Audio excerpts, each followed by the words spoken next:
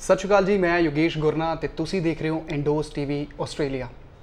ਸੋ ਤੁਹਾਨੂੰ ਪਤਾ ਹੀ ਹੈ ਜੀ 20 ਸਤੰਬਰ ਕਾਫੀ ਦੇਰ ਤੋਂ ਚਰਚਾ ਦੇ ਵਿੱਚ ਬਣੀ ਹੋਈ ਹੈ ਕਿਉਂਕਿ 20 ਸਤੰਬਰ ਨੂੰ ਰਿਲੀਜ਼ ਹੋਣੀ ਹੈ ਜੀ ਪੰਜਾਬੀ ਫਿਲਮ ਇੰਡਸਟਰੀ ਦੀ ਸਭ ਤੋਂ ਵੱਡੀ ਫਰੈਂਚਾਈਜ਼ੀ ਨਿੱਕਾ ਜੈਲਦਾਰ 3 ਤੇ ਜਿਨ੍ਹਾਂ ਨੇ ਬਣਾਈ ਆ ਸਿਮਰਜੀਤ ਸਿੰਘ ਭਾਜੀ, ਉਹ ਵੀ ਮੇਰੇ ਨਾਲ ਨੇ ਤੇ ਤੁਸੀਂ ਸਾਰੇ ਇਹਨਾਂ ਨੂੰ ਜਾਣਦੇ ਹੋ ਜੀ ਕਿ ਪੰਜਾਬੀ ਫਿਲਮ ਇੰਡਸਟਰੀ ਦੀ ਜਦੋਂ ਗੱਲ ਕਰਦੇ ਆ ਤਾਂ ਵੱਡੇ ਡਾਇਰੈਕਟਰਾਂ ਦੇ ਵਿੱਚੋਂ ਇੱਕ ਵੱਡਾ ਨਾਮ ਸਿਮਰਜੀਤ ਭਾਜੀ ਦਾ ਆਉਂਦਾ ਹੈ।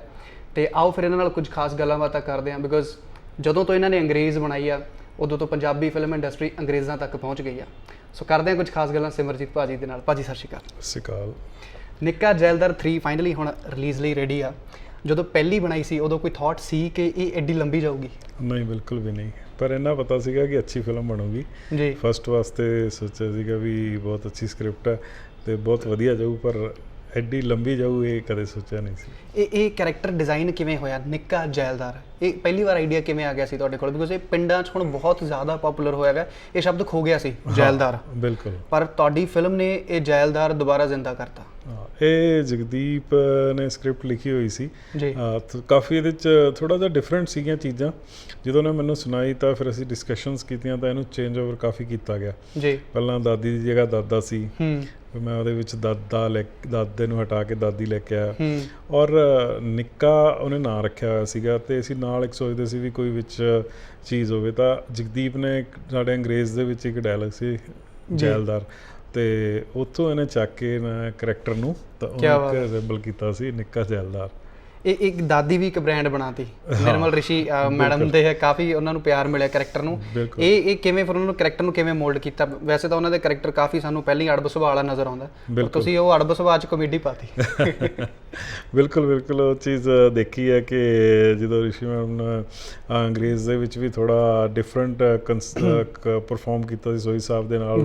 ਸੋਹੀ ਸਾਹਿਬ ਗੁੰਗੇ ਹੁੰਦੇ ਆ ਤਾਂ ਉਹ ਫਿਰ ਮੇਰੇ ਦਿਮਾਗ 'ਚ ਚੀਜ਼ਾਂ ਸੀਗੀਆਂ ਤੇ ਜਦੋਂ ਇਹ ਅਸੀਂ ਸ਼ੁਰੂ ਕਰਨ ਲੱਗੇ ਤਾਂ ਮੈਡਮ ਨਾਲ ਫਿਰ ਡਿਸਕਸ਼ਨਸ ਕਰਕੇ ਇਹਨੂੰ ਕਰੈਕਟਰ ਨੂੰ ਉਭਾਰਿਆ ਜੀ ਕਿ ਤੁਸੀਂ ਹੈ ਟੈਰਰ ਪਰ ਕਾਮੇਡੀ ਵਾਲੇ। ਅੱਛਾ, ਅੰਗਰੇਜ਼ ਦੀ ਮੈਂ ਗੱਲ ਕਰਾਂ, ਸੋਹੀ ਸਾਹਿਬ ਇੱਕ ਲੈਜੈਂਡਰੀ ਐਕਟਰ ਨੇ, ਤੁਸੀਂ ਉਹਨਾਂ ਨੂੰ ਗੂੰਗੇ ਬਣਾਤਾ, ਰੈਡੀ ਕਿਵੇਂ ਕਰ ਲਿਆ? ਨਹੀਂ, ਡਾਇਰੈਕਟਰ ਕਹਿੰਦਾ ਵੀ ਯਾਰ ਮੈਨੂੰ ਤੂੰ ਲੈ ਰਿਹਾ ਘੱਟੋ ਘੱਟ ਡਾਇਲੋਗ ਤਾਂ ਦੇ, ਪਰ ਤੂੰ ਮੈਨੂੰ ਗੂੰਗਾ ਬਣਾਤਾ। ਦੇਖੋ ਬਹਿਸ ਹੁੰਦੀ ਰਹਿੰਦੀ ਹੈ, ਹੋਈ ਵੀ ਸੀਗੀ ਵੀ ਯਾਰ ਮੈਂ ਜਿਹੜੇ ਡਾਇਲੋਗ ਬੋਲਣ ਵਾਲਾ ਬੰਦਾ ਹੈ ਨਾ, ਮੈਂ ਕਿਹਾ ਤੁਸੀਂ ਇੱਕ ਵਾਰੀ ਚੁੱਪ ਰਹਿ ਕੇ ਦੇਖੋ ਕੀ ਬਾਤ ਹੈ ਫਿਰ ਕੀ ਬਣਦਾ ਦੇਖ। ਪਰ ਉਹਦਾ ਫਾਇਦਾ ਹੋਇਆ ਉਹਨਾਂ ਨੂੰ। ਬਿਲਕੁਲ ਬਿਲਕੁਲ। ਅੱਛਾ ਸਿਮਰਜੀਤ ਸਰ, ਆਪਾਂ ਗੱਲ ਕਰੀਏ, ਤੁਸੀਂ ਬਾਲੀਵੁੱਡ ਫਿਲਮਾਂ ਕਾਫੀ ਐਜ਼ ਅ ਅਸਿਸਟੈਂਟ ਕੀਤੀਆਂ, ਅਨੀਸ ਬਜ਼ਮੀ ਸਰ ਨਾਲ ਕੰਮ ਕੀਤਾ, ਰੋਹਿਤ ਸ਼ੈਟੀ ਨਾਲ ਕੰਮ ਕੀਤਾ। ਉਸ ਦੌਰ ਦੇ ਵਿੱਚ ਸਾਡੀ ਪੰਜਾਬੀ ਫਿਲਮ ਇੰਡਸਟਰੀ ਬਹੁਤ ਡਾਊਨਫਾਲ 'ਤੇ ਸੀ। ਉਹਨਾਂ ਟਾਈਮਾਂ 'ਚ ਤੁਹਾਡੇ ਮਨ 'ਚ ਕੋਈ ਥਾਟ ਖਿਆਲ ਆਉਂਦਾ ਸੀ ਕਿ ਯਾਰ ਇੱਕ ਦਿਨ ਮੇਰੀ ਇੰਡਸਟਰੀ ਵੀ ਸ਼ਾਇਦ ਖੜੀ ਹੋ ਜੇ ਜਾਂ ਮੈਂ ਵਾਪਸ ਜਾ ਕੇ ਪੰਜਾਬ ਆਪਣੀ ਇੰਡਸਟਰੀ ਖੜੀ ਕਰਨ ਦੀ ਕੋਈ ਕੋਸ਼ਿਸ਼ ਕਰਨੀ ਆ? ਉਦੋਂ ਕੀ ਸਿਚੁਏਸ਼ਨ ਲੱਗਦੀ ਸੀ? ਹਾਂ, ਇੰਨੀ ਵੱਡੀ ਖੜੀ ਹੋ ਜਾਏਗੀ ਕਦੇ ਸੋਚਿਆ ਨਹੀਂ ਸੀ, ਪਰ ਇਹ ਜ਼ਰੂਰ ਸੋਚਦੇ ਸੀ ਵੀ ਅਸੀਂ ਵੀ ਕੋਈ ਪੰਜਾਬੀ ਪ੍ਰੋਜੈਕਟ ਕਰੀਏ, ਸ਼ੁਰੂਆਤ ਕਰੀਏ ਉੱਥੋਂ, ਆਪਣਾ ਨਾਲ ਇੱਧਰ ਹਿੰਦੀ ਵੀ ਕਰਾਂਗੇ। ਪਰ ਇਸ ਤਰ੍ਹਾਂ ਦਾ ਇੱਕ ਡਿਜ਼ਾਈਨ ਹੋਣਾ ਜੀ, ਇਹ ਥੋੜ੍ਹਾ ਜਿਹਾ ਮਤਲਬ ਸੋਚ ਤੋਂ ਬਾਹਰ ਸੀਗਾ। ਕੀ ਬਾਤ ਹੈ। ਹੁਣ ਖੁਸ਼ੀ ਹੁੰਦੀ ਹੈ ਕਿ ਤੁਹਾਡੀ ਆਪਣੀ ਇੰਡਸਟਰੀ, ਹੁਣ ਬੰਬੇ ਜਾਣ ਦੀ ਜ਼ਰੂਰਤ ਨਹੀਂ, ਅਸੀਂ ਆਪਣੇ ਬ੍ਰਾਂਡ ਬਣਾ ਸਕਦੇ। ਬਿਲਕੁਲ ਬਿਲਕੁਲ, ਅਸੀਂ ਉਹਨਾਂ ਦੇ ਮੁਕਾਬਲੇ 'ਚ ਅੱਜ ਨਿੱਕਾ ਜੈਲਦਾਰ 3 ਤੇ ਇਹ ਇੱਥੇ ਪਹਿਲੀ ਹੈ ਔਰ ਜੇ ਬਾਲੀਵੁੱਡ 'ਚ ਦੇਖੀਏ ਤਾਂ ਉੱਥੇ ਇਕੱਲੀ ਗੋਲਮਾਲ 4 ਹੈ। ਇਸ ਤੋਂ ਇਲਾਵਾ ਸੈਕਿੰਡ ਤੋਂ ਉੱਪਰ ਕੋਈ ਵੀ ਮੂਵੀ ਨਹੀਂ। ਬਿਲਕੁਲ, ਪੂਰੀ ਟੱਕਰ ਤੇ ਹੈਗੇ ਉਹਨਾਂ ਨਾਲ। ਕੀ ਬਾਤ। ਇੱਕ ਗੱਲ ਹੋਰ ਮੈਂ ਸਿਮਰਜੀਤ ਭਾਜੀ ਦੇ ਬਾਰੇ ਦੱਸਣਾ ਚਾਹੂੰਗਾ ਕਿ ਇਕਲੌਤੀ ਪੰਜਾਬੀ ਫਿਲਮ ਜਿਹੜੀ ਆਸਕਰ ਦੇ ਲਈ ਨੋਮੀਨੇਟ ਹੋਈ ਸੀ, ਵਾਰਿਸ ਸ਼ਾਹ 2006 ਦੇ ਵਿੱਚ, ਭਾਜੀ ਉਹਦੇ ਵਿੱਚ ਚੀਫ ਏਡੀ ਸੀ ਤੇ ਉਹ ਬਹੁਤ ਵੱਡੀ ਗੱਲ ਆ ਕਿ ਇਕਲੌਤੀ ਪੰਜਾਬੀ ਫਿਲਮ ਜਿਹੜੀ ਆਸਕਰ ਲਈ ਨੋਮੀਨੇਟ ਹੋਈ। ਜਦੋਂ ਵਾਰਿਸ ਸ਼ਾਹ ਬਣ ਰਹੀ ਸੀ ਉਦੋਂ ਨੋ ਡਾਊਟ ਉਹਦੀ ਜਦੋਂ ਸਿਨੇਮੈਟੋਗ੍ਰਾਫੀ ਦੇਖਦੇ ਹਾਂ ਤੇ ਬਾ ਕਮਾਲਾ ਇੱਕ ਬੈਂਚ ਮਾਰਕ ਹੈ। ਉਸ ਦੀ ਕਿੰਨੀ ਕੀ ਤਿਆਰੀਆਂ ਕੀਤੀਆਂ? ਬਿਕੋਜ਼ ਉਹਨਾਂ ਦੇ ਡਾਇਰੈਕਟਰ ਸਾਹਿਬ ਵੀ ਸਾਨੂੰ ਵਿਛੋੜਾ ਦੇ ਗਏ। ਉਸ ਤੋਂ ਬਾਅਦ ਕੋਈ ਰਿਸਪੌਂਸਿਬਿਲਿਟੀ ਤੁਹਾਡੇ ਤੇ ਵੱਧ ਗਈ ਐਜ਼ ਅ ਚੀਫ ਏਡੀ ਕਿ ਯਾਰ ਹੁਣ ਇਹਨੂੰ ਕਿਵੇਂ ਕਰਨਾ, ਅੱਗੇ ਕਿਵੇਂ ਲੈ ਕੇ ਜਾਣਾ? ਨਹੀਂ, ਪਰ ਉਹ ਪੂਰੀ ਸ਼ੂਟ ਦੇ ਵਿੱਚ ਤਾਂ ਸੀਗੇ ਐਂਡ ਰਿਲੀਜ਼ ਤੱਕ ਸੀਗੇ। ਓਕੇ, ਰਿਲੀਜ਼ ਤੋਂ ਬਾਅਦ ਐਕਸਪਾਇਰ ਹੋਏ ਨੇ ਜੀ। ਔਰ ਜਦੋਂ ਅਸੀਂ ਫਿਲਮ ਬਣਾ ਰਹੇ ਸੀ ਉਦੋਂ ਹੀ ਪਤਾ ਲੱਗ ਰਿਹਾ ਸੀ ਕੁਛ ਅਲੱਗ ਚੀਜ਼ ਬਣ ਰਹੀ ਹੈ। ਬਹੁਤ ਵੱਡਾ ਉਸ ਟਾਈਮ ਜਿਹੜਾ ਸੈੱਟ ਸੀ, ਸਭ ਤੋਂ ਮਹਿੰਗਾ ਸੈੱਟ ਸੀ, ਚੰਡੀਗੜ੍ਹ 'ਚ ਹੀ ਲੱਗਿਆ ਸੀਗਾ। ਤਾਂ ਇਹ ਚੀਜ਼ਾਂ ਕੁਛ ਗੱਲਾਂ ਉਦੋਂ ਹੀ ਹੋਣ ਲੱਗ ਜਾਂਦੀਆਂ ਨੇ ਕਿ ਕੁਛ ਅਲੱਗ। ਤੇ ਜਦੋਂ ਤੁਹਾਨੂੰ ਨਿਊਜ਼ ਮਿਲੀ ਕਿ ਆਸਕਰ ਲਈ ਨੋਮੀਨੇਟ ਹੋਈ ਹੈ ਮੂਵੀ, ਤੇ ਬਹੁਤ ਵੱਡੀ ਗੱਲ ਸੀ। ਤੁਹਾਨੂੰ ਲੱਗਦਾ ਵੀ ਅੱਜ ਕਿਉਂਕਿ ਹੁਣ ਤਾਂ ਪਾਵਰ ਜ਼ਿਆਦਾ ਆ ਗਈ ਹੈ, ਜ਼ਿਆਦਾ ਵੱਡੇ ਕਨਸੈਪਟ ਬਜਟ ਆ ਗਏ ਨੇ, ਹੁਣ ਇਹੋ ਜਿਹੀ ਫਿਲਮ ਕੋਈ ਬਣਾਉਣ ਦੀ ਇੱਛਾ ਜਾਂ ਬਣ ਸਕਦੀ ਹੈ ਵੀ ਹੁਣ ਵੀ ਸਾਡੀ ਕੋਈ ਗਿਣਤੀ ਕਰੇ ਆਸਕਰ ਦੇ ਵਿੱਚ ਕਿ ਆਹ ਪੰਜਾਬੀ ਫਿਲਮ ਨੋਮੀਨੇਟ ਹੋਈ ਹੈ? ਬਿਲਕੁਲ ਬਿਲਕੁਲ ਬਣ ਸਕਦੀ, ਕਿਉਂ ਨਹੀਂ ਬਣੇਗੀ? ਬਣੇਗੀ। ਮਰਾਠੀ ਦੇ ਵਿੱਚ ਬਣਦੀਆਂ ਨੇ, ਬੰਗਾਲੀ 'ਚ ਬਣਦੀਆਂ ਨੇ। ਮਰਾਠੀ 'ਚ ਤਾਂ ਇੱਕ ਫਿਲਮ ਸਵਾਸ ਆਸਕਰ ਤੱਕ ਗਈ ਵੀ ਹੈ ਜੀ, ਹੈ ਨਾ। ਤੇ ਉਸੇ ਤਰ੍ਹਾਂ ਅਸੀਂ ਵੀ ਸੋਚਦਾ ਰਹਿੰਦਾ, ਮੈਂ ਵੀ ਸੋਚਦਾ ਰਹਿੰਦਾ ਕਿ ਕਦੇ ਇਹੋ ਜਿਹਾ ਸਬਜੈਕਟ ਮਿਲੇ ਜਿਹੜਾ ਨੈਸ਼ਨਲ ਅਵਾਰਡ ਤੋਂ ਆਸਕਰ ਤੱਕ ਜਾਵੇ। ਪਰ ਇਹੋ ਜਿਹੇ ਪ੍ਰੋਜੈਕਟ ਬਣਾਉਣ ਲਈ ਅਜੇ ਮੈਨੂੰ ਲੱਗਦਾ ਵੀ ਸ਼ਾਇਦ producer is not ready in Punjabi film. ਬਿਲਕੁਲ ਉਹ ਤਾਂ ਹੈਗਾ ਕਿ ਸਾਰੇ ਪ੍ਰੋਡਿਊਸਰਸ ਔਰ ਆਰਟਿਸਟ ਵੀ ਜੇ ਥੋੜਾ ਸੋਚ ਲੈਂਦੇ ਕਿ ਚਲੋ ਆਪਾਂ ਜੇ ਸਕਸੈਸਫੁਲ ਫਿਲਮ ਬਣਾਈਏ ਤਾਂ ਉਹਨੂੰ ਅਜੇ ਥੋੜਾ ਟਾਈਮ ਲੱਗੇਗਾ ਮੈਚੁਰ ਹੋਣ ਨੂੰ ਥੋੜੀਆਂ ਚੀਜ਼ਾਂ। ਬਾਲੀਵੁੱਡ 'ਚ ਰਾਜੂ ਚਾਚਾ ਦੀ ਗੱਲ ਕਰ ਲਈ ਜਾਂ ਹੋਰ ਵੱਡੇ ਪ੍ਰੋਜੈਕਟ ਜਿਨ੍ਹਾਂ ਨਾਲ ਤੁਸੀਂ ਜੁੜੇ ਰਹੇ ਹੋ, ਉਹਨਾਂ ਟਾਈਮਾਂ ਦੇ ਵਿੱਚ ਕਦੇ ਤੁਹਾਨੂੰ ਕੋਈ ਬੰਦਾ ਇਹੋ ਜਿਹਾ ਮਿਲਦਾ ਸੀ ਜਿਹੜਾ ਕਹਿੰਦਾ ਸੀ ਕਿ ਯਾਰ ਸਿਮਰਜੀਤ ਆਪਾਂ ਆਪਣੀ ਪੰਜਾਬੀ ਲਈ ਕੋਈ ਗੱਲ ਕਰੀਏ, ਯਾਰ ਆਪਾਂ ਕੋਈ ਪੰਜਾਬੀ ਫਿਲਮ ਬਣਾ ਲਈਏ ਜਾਂ ਆਪਾਂ ਕੁਛ ਕਰੀਏ? ਕੋਈ ਇਦਾਂ ਦਾ ਕੋਈ ਕਦੇ ਯੂਨਿਟੀ ਬਣਦੀ ਸੀ? ਨਹੀਂ, ਇਸ ਤਰ੍ਹਾਂ ਕੋਈ ਖਿਆਲ ਹੀ ਨਹੀਂ ਸੀ? ਬਿਲਕੁਲ, ਕਦੇ ਵੀ। ਤੁਹਾਨੂੰ ਪਹਿਲੀ ਵਾਰ ਕੌਨਫੀਡੈਂਸ ਕਦੋਂ ਆਇਆ ਪੰਜਾਬ ਆ ਕੇ, ਜਦੋਂ ਤੁਸੀਂ ਮੈਨੂੰ ਲੱਗਦਾ ਚੱਕ ਜਵਾਨਾ ਤੁਸੀਂ ਪਹਿਲੀ ਵਾਰ ਫਿਲਮ ਆਪ ਫੁੱਲੀ ਡਾਇਰੈਕਟ ਕੀਤੀ, ਤੁਹਾਨੂੰ ਕਦੋਂ ਫੀਲ ਹੋਣਾ ਸ਼ੁਰੂ ਹੋਇਆ ਕਿ ਹੁਣ ਮੇਰੀ ਇੰਡਸਟਰੀ ਖੜੀ ਹੋ ਗਈ ਹੈ ਤੇ ਹੁਣ ਇੱਥੇ ਕੰਮ ਕੀਤਾ ਜਾ ਸਕਦਾ? ਨਹੀਂ, ਉਦੋਂ ਉਸ ਟਾਈਮ ਕਾਫੀ ਮਾੜੇ ਹਾਲਾਤਾਂ ਸੀ ਪੰਜਾਬੀ ਇੰਡਸਟਰੀ। ਇਹ ਜਿਹੜਾ ਕਮਬੈਕ ਹੋਇਆ ਮਤਲਬ ਮੋਸਟਲੀ ਜਦੋਂ ਸ਼ਹੀਦੇ ਮੁਹੱਬਤ ਬੂਟਾ ਸਿੰਘ ਆਈ ਹੈ, ਉਸ ਤੋਂ ਬਾਅਦ ਫਿਰ ਜੀ ਆਇਆਂ ਨੂੰ ਆਈ ਹੈ, ਫਿਰ ਉਸ ਤੋਂ ਬਾਅਦ ਫਿਰ ਥੋੜ੍ਹਾ ਵਿੱਚ ਦੀ ਆ ਕੇ ਕਾਫੀ 2000 ਦੇ ਐਂਡ 'ਚ ਕਾਫੀ ਖਰਾਬ ਰਹੀ ਹੈ ਇਹ। ਫਿਰ ਜਦੋਂ 2010 ਦੇ ਆਸ-ਪਾਸ ਜਿਹੜਾ ਦੁਬਾਰੇ ਬੂਮ ਆਇਆ, ਜਿਹਨੇ ਮੇਰਾ ਦਿਲ ਲੁੱਟਿਆ, ਮੇਲ ਕਰਾ ਦੇ ਰੱਬਾ, ਜਦੋਂ ਉਸ ਤੋਂ ਬਾਅਦ ਇਹਨੇ ਸਿਕਸਰ ਮਾਰਨਾ ਸ਼ੁਰੂ ਕੀਤਾ ਤੇ ਹੌਲੀ ਤੇ ਉਹਦੇ ਬਾਅਦ ਕਾਫੀ 2010 'ਚ ਚੱਕ ਜਵਾਨਾ ਵੀ ਆਈ ਸੀ, ਤੁਸੀਂ ਮਾਨ ਸਾਹਿਬ ਨਾਲ ਮਿਲ ਕੇ ਫਿਲਮ ਬਣਾਈ। ਉਹਦਾ ਆਈਡੀਆ ਤੁਹਾਨੂੰ ਕਿਵੇਂ ਆਇਆ ਕਿ ਚਲੋ ਹੁਣ ਫਿਲਮ ਬਣਾਉਂਦੇ ਆ ਤੇ ਮਾਨ ਸਾਹਿਬ ਨਾਲ ਜੁੜ ਕੇ ਕੰਮ ਕਰਦੇ ਆ? ਬਿਲਕੁਲ, ਮੈਨੂੰ ਆਫਰ ਰਿਲਾਇੰਸ ਤੋਂ ਆਈ ਸੀ ਕਿ ਅਸੀਂ ਪੰਜਾਬੀ ਫਿਲਮ ਕਰਨੀ ਚਾਹੁੰਦੇ ਹਾਂ। ਉਹਨਾਂ ਨਾਲ ਮੀਟਿੰਗ ਹੋਈ, ਉਹਨਾਂ ਨੇ ਦੱਸਿਆ ਕਿ ਮਾਨ ਸਾਹਿਬ ਨੂੰ ਤੁਸੀਂ ਲੈ ਕੇ ਆਓ, ਅਸੀਂ ਫਿਲਮ ਵਾਸਤੇ ਆਉਣਾ। ਤੇ ਉਦੋਂ ਤੱਕ ਅਸੀਂ ਫਿਰ ਸਬਜੈਕਟ ਰੈਡੀ ਕਰਕੇ ਉਹਨਾਂ ਨੂੰ ਪਸੰਦ ਕੀਤਾ, ਪਰ ਉਹਦੀ ਕਿਸਮਤ ਥੋੜੀ ਜਿਹੀ ਫਿਲਮ ਦੇ ਰਹੀ ਕਿ 2 ਸਾਲ ਡੱਬੇ 'ਚ ਪਈ ਰਹੀ ਫਿਲਮ। 2008 'ਚ ਸ਼ੂਟ ਹੋ ਗਈ ਸੀ, 10 ਤੱਕ ਉਹ ਰਿਲੀਜ਼ ਨਹੀਂ ਹੋਈ ਜੀ। 2-2.5 ਸਾਲ ਫਿਲਮ ਖਰਾਬ ਹੋ ਜਾਂਦੀ ਹੈ ਬਿਲਕੁਲ। ਤਾਂ ਫਿਰ ਇਸ ਕਰਕੇ ਉਹਦਾ ਰਿਜ਼ਲਟ ਅੱਛੇ ਆਏ ਨਹੀਂ, ਕਿਉਂਕਿ ਸਮਾਂ ਬਦਲ ਜਾਂਦਾ, ਉਸ ਤੋਂ ਫਿਲਮਾਂ ਚੇਂਜ ਹੋ ਗਈਆਂ ਸਾਰੀਆਂ। 2010 ਤੋਂ ਬਾਅਦ ਕੋਈ ਤੁਹਾਨੂੰ ਮੈਂਟਲ ਤੌਰ ਤੇ ਹੌਸਲਾ ਮਿਲਿਆ ਆਫਟਰ ਚੱਕ ਜਵਾਨਾ ਕਿ ਯਾਰ ਹੁਣ ਇੰਡਸਟਰੀ 'ਚ ਕੁਛ ਹੈ ਕਰਨ ਨੂੰ, ਲੈਟਸ ਪਲੇ, ਹੁਣ ਖੇਡਦੇ ਹਾਂ? ਬਿਲਕੁਲ। ਉਸ ਤੋਂ ਬਾਅਦ ਸਾਲ ਥੋੜਾ ਜਿਹਾ ਠੰਡਾ ਰਿਹਾ ਕੰਮ, ਪਰ ਸਾਲ ਤੋਂ ਬਾਅਦ ਕਾਫੀ ਅੱਛਾ, ਜਦੋਂ ਜਿਹਨੇ ਮੇਰਾ ਦਿਲ ਲੁੱਟਿਆ ਉਸ ਤੋਂ ਬਾਅਦ ਬੜੀ ਹਿੱਟ ਹੋਈ, ਉਸ ਤੋਂ ਬਾਅਦ ਤਾਂ ਕਾਫੀ ਬੂਮ ਆਇਆ। ਫਿਰ ਉਸ ਤੋਂ ਬਾਅਦ ਨਾਲ ਮੇਰੀ ਵੀ ਡੈਡੀ ਕੂਲ ਮੁੰਡੇ ਫੂਲ ਆ ਗਈ ਸੀ, ਤਾਂ ਕਾਫੀ ਅੱਛਾ ਉਹਨੂੰ ਰਿਸਪੌਂਸ ਮਿਲਿਆ ਸੀ ਜੀ। ਅੱਛਾ ਸਰ, ਨਾਰਮਲੀ ਹੁਣ ਇੰਡਸਟਰੀ ਸੈੱਟ ਹੋ ਚੁੱਕੀ ਆ, ਫਿਲਮਾਂ ਦੀ ਕੰਟੀਨਿਊਟੀ ਬਣ ਚੁੱਕੀ ਆ, ਪਰ ਉਹੀ ਚਾਰ ਚਿਹਰੇ, ਉਹੀ ਐਕਟਰ ਘੁੰਮਦੇ ਰਹਿੰਦੇ ਨੇ, ਇਹ ਹੁਣ ਆਡੀਅנס ਵੀ ਕਹਿਣ ਲੱਗ ਗਈ। ਐਜ਼ ਅ ਡਾਇਰੈਕਟਰ ਕੀ ਸੋਚਦੇ ਹੋ? ਥੋੜ੍ਹਾ ਹੈ ਇਸ ਚੀਜ਼ ਨਾਲ ਵੀ ਗੱਲਬਾਤ ਜਿਹੜੀ ਹੈਗੀ ਕਰਦੇ ਲੋਕ, ਉਹਦੇ 'ਚ ਸੱਚਾਈ ਹੈਗੀ ਹੈ, ਪਰ ਫਿਰ ਵੀ ਮੇਰੀਆਂ ਫਿਲਮਾਂ ਤੁਸੀਂ ਦੇਖਦੇ ਰਹਿੰਦੇ, ਹਰ ਵਾਰ 2-4 ਚਿਹਰੇ ਨਵੇਂ ਹੁੰਦੇ ਨੇ। ਹੁਣ ਨਿੱਕਾ 2 ਦੇ ਵਿੱਚ ਵੀ, 3 ਦੇ ਵਿੱਚ ਵੀ ਤੁਸੀਂ ਦੇਖਿਆ ਹੋਣਾ ਕਿ ਕਾਪਾ ਤੇ ਕਾਕਾ ਕੌਤਕੀ ਤੇ ਹੋਰ ਵੀ 1-2 ਜਣੇ ਹੈਗੇ ਨੇ, ਹਰ ਵਾਰ 2-3 ਆਰਟਿਸਟ ਨਵੇਂ ਐਡ ਕਰੀਦੇ ਨੇ ਜੀ। ਤੇ ਬਾਕੀ ਚੀਜ਼ਾਂ ਹੈ ਕਿ ਬਾਕੀ ਹੁਣ ਨਾ 1-2 ਸਾਲਾਂ 'ਚ ਹੋਰ ਕਾਫੀ ਸਾਰੇ ਆਰਟਿਸਟ ਆ ਜਾਣਗੇ ਜਿਨ੍ਹਾਂ ਨੂੰ ਉਹਨਾਂ ਦੀ ਪਰਫੋਰਮੈਂਸ ਜਿਹੜੀ ਲੋਕਾਂ ਤੱਕ ਪਹੁੰਚੇਗੀ, ਆਰਟਿਸਟਾਂ ਦੀ, ਡਾਇਰੈਕਟਰਾਂ ਤੱਕ ਪਹੁੰਚੇਗੀ, ਤਾਂ ਕਾਫੀ ਚੇਂਜ ਦੇਖਣ ਨੂੰ ਮਿਲੇਗਾ ਜੀ।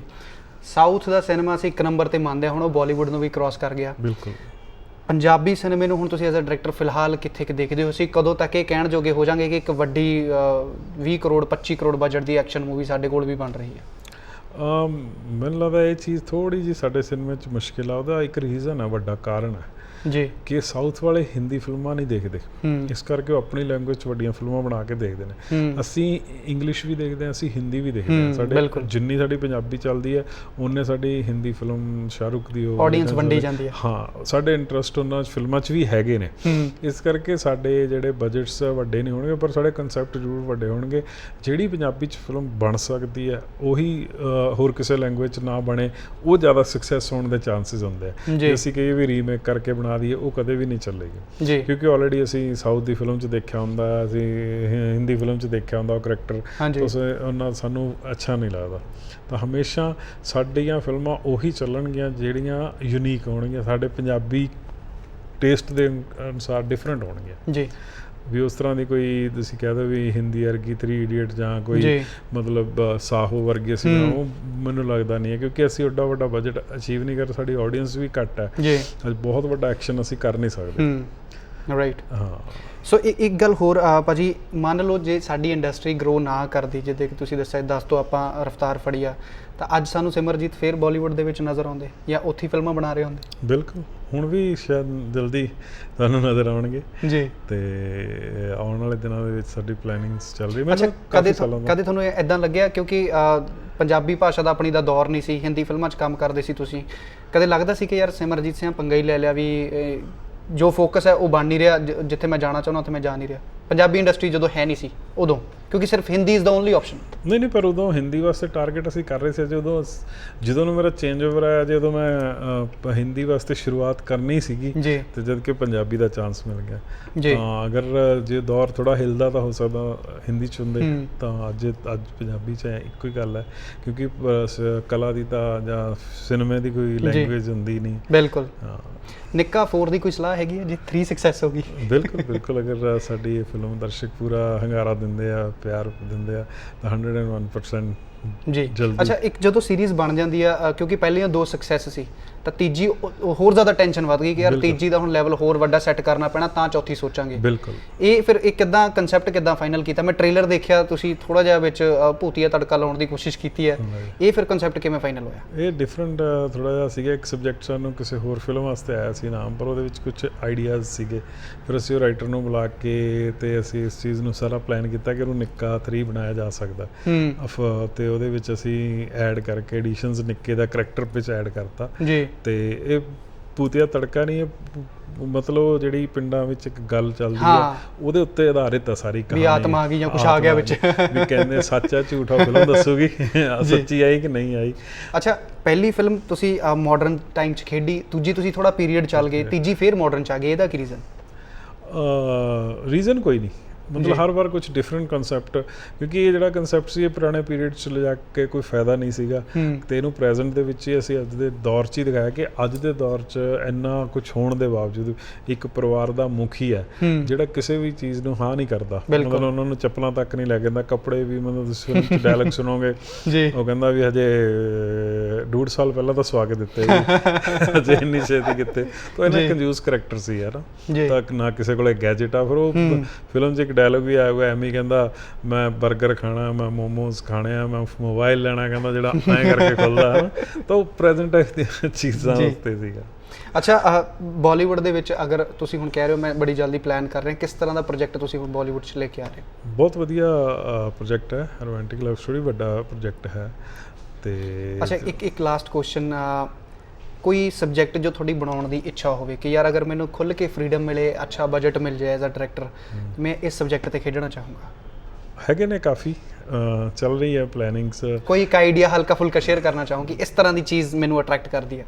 ਮੈਂ ਮਤਲਬ ਫਿਊਚਰ ਦੀ ਫਿਲਮ ਸੋਚ ਰਿਹਾ, ਫਿਊਚਰਸ ਦੇ ਵਿੱਚ ਜਿਹੜੀ ਆਉਂਦੀਆਂ ਨੇ, ਜਿਵੇਂ ਕੋਈ ਟਾਈਮ ਸਟੋਰੀ, ਜਿਵੇਂ ਲਵ ਸਟੋਰੀ 2050 ਬਣੀ ਹੈ, ਹਾਂ, ਜਾਂ ਜਿਵੇਂ ਆਇਰਨ ਮੈਨ ਟਾਈਪ, ਇਸ ਤਰ੍ਹਾਂ ਦਾ ਵੀ ਕੋਈ ਹਿੰਦੀ 'ਚ ਵਧੀਆ ਇੰਡੀਆ ਵਾਸਤੇ, ਜਿਵੇਂ ਰਿਤਿਕ ਦਾ ਤਾਂ ਹੈ ਹੀ ਇਹ ਆਪਣੇ, ਬਿਲਕੁਲ, ਕ੍ਰਿਸ਼, ਹਾਂ ਕ੍ਰਿਸ਼ ਜਿਹੜਾ ਸੀਰੀਜ਼ ਹੈ, ਤਾਂ ਉਸੇ ਤਰ੍ਹਾਂ ਵੀ ਇਹੋ ਜਿਹੀ ਕੋਈ ਅਸੀਂ ਹੋਰ ਵੀ ਸੀਰੀਜ਼ ਕਰਨੇ ਸੋਚਦੇ ਹਾਂ, ਵੀ ਕੁਝ ਨਵਾਂ ਕਨਸੈਪਟ ਲੈ ਕੇ ਆਈਏ। ਹੋ ਸਕਦਾ ਪੰਜਾਬੀ 'ਚ ਵੀ ਲਿਆ ਸਕਦੇ ਹਾਂ। ਮੈਂ ਇੱਥੇ ਆਉਣ ਲੱਗਿਆ ਸੀ ਵੀ ਪੰਜਾਬੀ 'ਚ ਕੁਝ ਇੱਦਾਂ ਦਾ ਖੇਡਿਆ ਜਾ ਸਕਦਾ। ਮੈਂ ਸੋਚ ਰਿਹਾ ਕਾਫੀ ਦੇਰ ਸਾਇੰਸ ਫਿਕਸ਼ਨ, ਕਾਮੇਡੀ ਔਰ ਇਮੋਸ਼ਨ ਦੇ ਨਾਲ ਵੀ ਅਸੀਂ ਉਹਨੂੰ ਸਾਇੰਸ ਫਿਕਸ਼ਨ ਜਿਹੜਾ ਕਰੈਕਟਰ ਆ ਕਾਮਿਕ ਕਿਵੇਂ ਹੋ ਸਕਦਾ, ਜਾਂ ਕਦੇ ਕਦੇ ਮੈਂ ਵੀ ਸੋਚਦਾ ਕਿ ਜੇ ਬਹੁਤ ਹੀ ਅਸੀਂ ਪਿੱਛੇ ਸੱਭਿਅਤਾ, ਸਿੰਧੂ ਘਾਟੀ ਸੱਭਿਅਤਾ ਟਾਈਪ ਇਹੋ ਜਿਹਾ ਕੁਝ ਪੀਰੀਅਡ ਦੇ ਵਿੱਚ ਕਾਮੇਡੀ ਕੀਤੀ ਜਾਵੇ ਜੀ, ਤਾਂ ਉਹ ਵੀ ਕੁਝ ਚੱਲਦੇ ਰਹਿੰਦੇ ਨੇ ਇਸ ਤਰ੍ਹਾਂ ਦੇ ਮਾਈਂਡ 'ਚ। ਪੰਜਾਬੀ ਦਾ ਕੋਈ ਸੁਪਰ ਹੀਰੋ ਮਿਲ ਸਕਦਾ?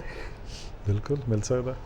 ਲੱਗਦਾ ਕੋਈ ਕੀ ਇਦਾਂ ਦਾ ਕੋਈ ਪਲਾਨ ਹੈ ਕਿ ਪੰਜਾਬੀ ਦੇ ਵੀ ਇੱਕ ਸੁਪਰ, ਕਿਉਂਕਿ ਬਾਲੀਵੁੱਡ ਪਿੱਛੇ ਜੇ ਫਿਲਮ ਆਈ ਸੀ ਟਾਈਗਰ ਸ਼ਰੋਫ ਦੀ, ਉਹ ਪੰਜਾਬੀ ਟੱਚ ਦੇ ਕੇ ਇੱਕ ਸੁਪਰ ਹੀਰੋ ਲੈ ਕੇ ਜੱਟ ਨਾਮ ਜੋੜ ਕੇ ਲੈ ਗਏ ਨਾਲ, ਤੇ ਤੁਹਾਨੂੰ ਲੱਗਦਾ ਵੀ ਆਪਾਂ ਪੰਜਾਬੀ 'ਚ ਵੀ ਖੜਾ ਕਰ ਸਕਦੇ? ਬਿਲਕੁਲ, ਇੱਕ ਹੈ ਮੇਰੇ ਕੋਲ ਥਾਟਸ ਚੱਲਦੇ ਪਏ ਸਾਡੇ, ਡਿਸਕਸ਼ਨਸ ਲਿਖਣ ਨੂੰ ਦਿੱਤੇ ਹੋਏ ਨੇ ਰਾਈਟਰ ਨੂੰ, ਤੇ ਜੇ ਸ਼ਾਇਦ ਉਹ ਸਕਸੈਸ ਹੁੰਦਾ ਤਾਂ ਹੋ ਸਕਦਾ ਮੈਂ ਵੀ ਪੰਜਾਬੀ ਦਾ ਵੀ ਇੱਕ ਦੇਸੀ ਸੁਪਰ ਹੀਰੋ ਆਵੇ। ਕੀ ਬਾਤ ਹੈ ਜੀ, ਕੀ ਬਾਤ ਹੈ।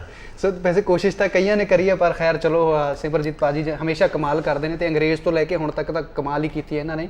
ਫਾਈਨਲੀ ਹੁਣ ਲੋਕਾਂ ਨੂੰ ਜਿਨ੍ਹਾਂ ਨੂੰ ਇੰਤਜ਼ਾਰ ਹੈ 20 ਸਤੰਬਰ ਦਾ, ਨਿੱਕਾ ਜੈਲਦਾਰ ਨੂੰ ਬਹੁਤ ਪਿਆਰ ਕਰਦੇ ਨੇ।